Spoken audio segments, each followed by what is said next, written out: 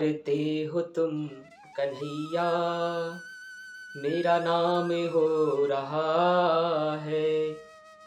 मेरा आपकी कृपा से सब काम हो रहा है। तूफान आंधियों में तुमने ही मुझको थामा। तूफान आंधियों में तुमने ही मुझको थामा। मेरा आपकी कृपा से सब काम हो रहा है।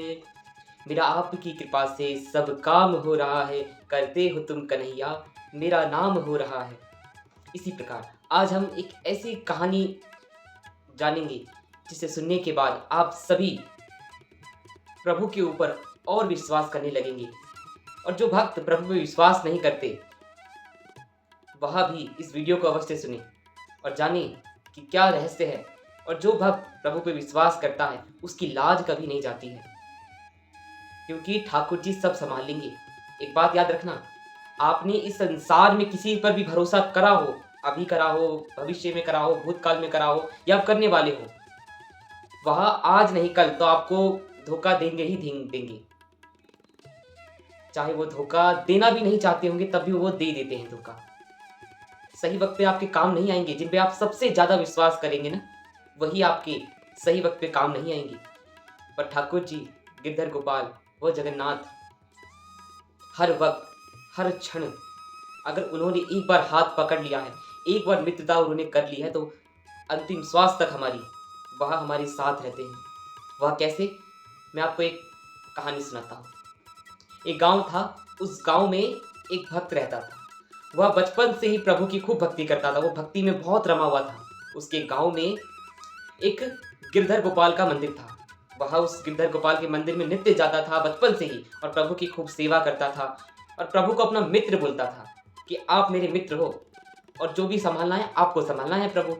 वो बहुत ही सरल, कहते हैं ना, निर्मल मन जन सो मोहि पावा, मोहि कपट छल छिद्र न भावा। जिसका निर्मल मन होता है और कोई उसके अंदर कोई कपट या द्वेष ईर्ष्या नहीं होती, तो उसी को भगवान मिलते हैं। तो वह भक्त इसी प्रकार का भक्त था। वो बहुत प्रभु की सेवा करता था बिना किसी स्वार्थ भाव के। कोई स्वार्थ नहीं था उसके मन में। धीरे धीरे समय बीता गया, उसकी भक्ति और प्रबल होती गई। धीरे धीरे और समय बीता, उसकी भक्ति और प्रबल होती गई और प्रबल। एक समय आया कि उसका विवाह हो गया। विवाह होने के बाद भी उसकी भक्ति में कोई परिवर्तन नहीं आया। विवाह होने के बाद बच्चे हो गए, बच्चे भी बड़े हो गए धीरे धीरे समय के साथ साथ, लेकिन उसकी भक्ति पे कोई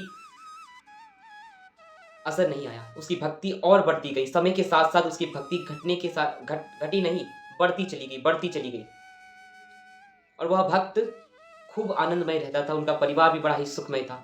अब बच्चों की विवाह करने की बारी आई, तो उनकी एक पुत्री भी थी। तो अपनी पुत्री का विवाह करने के लिए उस भक्त ने एक सेठ से उधार लिया।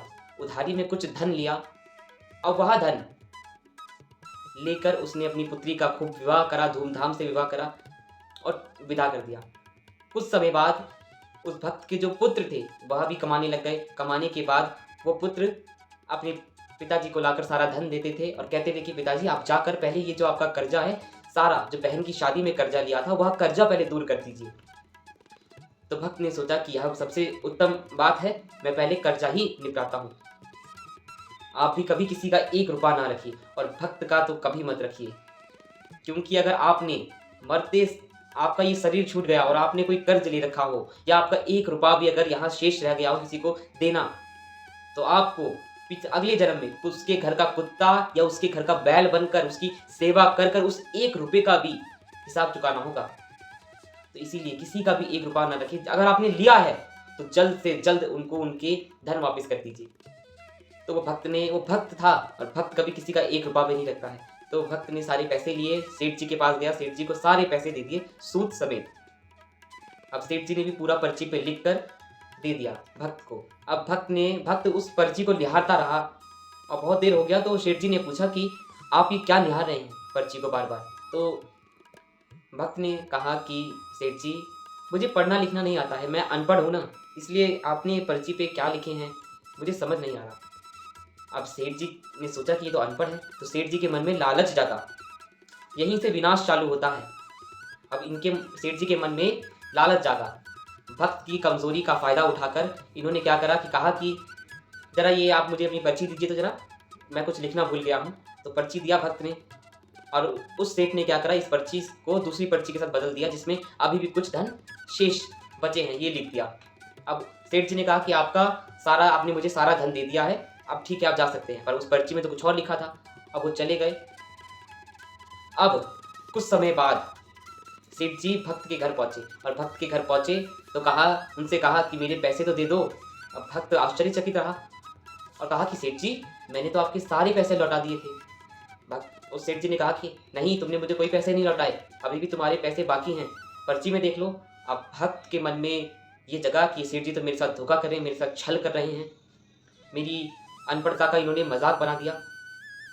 मुझे पढ़ना लिखना नहीं आता था, इसलिए इन्होंने उल्टी पर्ची निकाल दी और मैंने तो विश्वास पर ही ये पर्ची ले आया था। पर सेठ जी चुप नहीं रहे। सेठ जी ने न्याय का दरवाजा खटखटाया और वहां न्याय के दरवाजे तक गए और वहां पर सेठ जी से पूछा कि तुम्हारे पास कोई सबूत है कि तुमने इनके सारे पैसे लौटा दिए हैं। उन्होंने कहा कि यह पर्ची है जज साहब, पर यह पर्ची में भी इन्होंने हेराफेरी कर दी है। तो जज साहब ने पूछा कि तुम्हारे अलावा वहां पर और कोई मौजूद था जब तुमने इनको पैसे दिए थे? तो सेठ जी सोच में पड़ गए कि वहां पर और कौन था। हाँ, सेठ जी को याद आया। सेठ जी ने जज साहब से कहा, जज साहब वहां पर गिरधर गोपाल मौजूद थे, गिरधर गोपाल ने देखा था। तो अब जज साहब ने 2 दिन बाद की डेट दी और कहा कि गिरधर गोपाल को अगली हायरिंग पे आना ही होगा, हियरिंग पे, अगली सुनवाई पर आना होगा। अब कोर्ट का आदेश लेकर जो वहां के पुलिस ऑफिसर थे वह उस गांव में गए और ये कहा कि गिरधर गोपाल को आना ही होगा। अब वहां तो गिरधर गोपाल मिले नहीं। अब वहां मंदिर था, अब मंदिर में गिरधर गोपाल लिखा हुआ था। सबने कहा कि गिरधर गोपाल का तो एक मंदिर ही है शेष, उसके अलावा कुछ नहीं है। अब पुलिस वाले आश्चर्यचकित रहे। पुलिस वालों ने वो लेटर कहीं दिया ही नहीं। अब क्या हुआ, उनमें से एक पुलिस वाले ने कहा कि गिरधर गोपाल को लेटर देना था और हम बिना दिए चले जाएंगे, तो ये सही नहीं होगा। तो उस दूसरे पुलिस ऑफिसर ने क्या करा कि वह लेटर लेके गिरधर गोपाल के मंदिर में डाल दिया। अब जिस दिन सुनवाई का दिन आया तो जज साहब ने कहा, जोर से वहां पे आवाज लगी, गिरधर गोपाल हाजिर हो, गिरधर गोपाल हाजिर हो। ऐसी ही 2 बार आवाज लगी और वहां से एक बूढ़े व्यक्ति आए, सर पर चंदन का तिलक लगाकर, वस्त्र धोती कुर्ता पहनकर, बहुत तेजस्वी पुरुष था वो। और वह अंदर आए, बुजुर्ग व्यक्ति वो अंदर आए, बहुत ही उनके अंदर एक तेज चमक रहा था।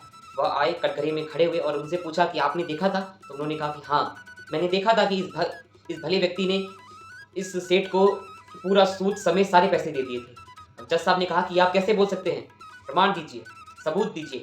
सबूत के तौर पर उन्होंने कहा कि आप इस सेठ के घर पर जाइए, इस सेठ के घर के अलमारी में एक पुस्तक रखी है, पुस्तक के 34वें पेज नंबर पे एक पर्ची रखी है। उस पर्ची में जो सेठ जी ने और इस भक्त ने जो सारी रकम दी थी सूद समेत, वह लिखी हुई है, आप चेक कर लीजिए। ऐसा ही हुआ, ऐसा ही था। ये सब सुनकर पूरा कोर्ट आश्चर्यचकित हो गया। जज साहब ने सारा फैसला सुनने के बाद सारा जो फैसला था वह सच के आधार पर निकाला और भक्त की जीत हुई। इतना कर जज साहब ने तुरंत कोर्ट का फैसला सुनाया भक्त के हित में और तुरंत उस बूढ़े व्यक्ति से मिलने के लिए दौड़े। इतने में वो अंतर्ध्यान हो चुके थे। अब वो जज साहब से रहा नहीं गया। जज साहब गए उस भक्त के गांव में और भक्त के गांव में पूछा कि गिरधर गोपाल कहाँ रहते हैं, मुझे उनसे मिलना है। गिरधर गोपाल कहाँ रहते हैं, मुझे उनसे मिलना है। तो सबने कहा कि यहाँ कोई गिरधर गोपाल नहीं रहते इस गांव में। इस गांव में क्या, इसके आने 2-3 गांव और है, वहां पर भी कोई गिरधर गोपाल नाम का व्यक्ति नहीं रहता। तो उनमें से एक व्यक्ति आया और कहा कि यहाँ पर गिरधर गोपाल नाम का कोई व्यक्ति नहीं रहता, परंतु यहाँ पर गिरधर गोपाल का एक मंदिर है, आप वहां जा सकते हैं। जब वहां गए तो जब गिरधर गोपाल को जब देखा तो उनमें उसी बूढ़े व्यक्ति की छवि जब उन्होंने देखी तो उनको अपना अंतरात्मा का ज्ञान आ गया, अंतरात्मा की उनकी ज्ञान आ गया। उनकी आंखों पर से इस संसारी मोह माया की जो पट्टी थी वो सब हट गई और भक्ति की पट्टी चढ़ गई और वो भक्ति के रंग में रम गए और उन्होंने सब कुछ छोड़ छाड़ दिया और प्रभु की भक्ति में लीन हो गए। उन्होंने कहा कि आज से ये जीवन प्रभु को समर्पित है, गिरधर गोपाल के नाम समर्पित है। उन्होंने खूब फिर भगवत प्रचार करा, खूब ठाकुर जी का कीर्तन भजन खूब करते थे, जगह जगह जाते थे, पर मंदिर में कहीं नहीं बैठते थे। वो कहते थे कि मैं जब जज था तो मैंने अपने गिरधर गोपाल को कटघरे में खड़े रहने का आदेश दिया था, मैं उनके समीप नहीं जा सकता, मैं उनके समीप नहीं जा सकता। वो सब जगह घूमे, खूब भ्रमण करा, खूब साधु संतों से मिले, गिरधर गोपाल का खूब प्रचार करा, खूब प्रभु की भक्ति करी। तो देखिए इस कहानी से आपको क्या सीखना है कि प्रभु पर विश्वास रखें। अगर एक बार आपने विश्वास रखा तो प्रभु हमेशा आते हैं। क्यों? नरसिंह मेहता ने प्रभु पर विश्वास करा था तो नानी माई का, नरसिंह जी का मान रखने के लिए, नानी बाई का मायरा भरने के लिए आए थे कि नहीं आए थे प्रभु? तीन लोक के स्वामी नरसिंह मेहता का हाथ मायरा भरने के लिए आए थे। नरसिंह मेहता की नाक नहीं कटी थी। वीरा जी के लिए आए थे प्रभु, भक्त सुदामा के लिए दौड़े दौड़े आए थे। माँ द्रौपदी की जब साड़ी, इज्जत बचाने के लिए साड़ी बनकर दौड़े दौड़े आए थे प्रभु। प्रभु आते हैं। जो गिरधर गोपाल पे, जो प्रभु पर भरोसा करता है, प्रभु अवश्य आते हैं। बस आपका एक कदम। क्यों प्रभु कहते हैं तुम 2 कदम चलो मैं 10 कदम चलूंगा। आप बस प्रभु पर विश्वास करिए, ठाकुर जी सब संभाल लेंगे।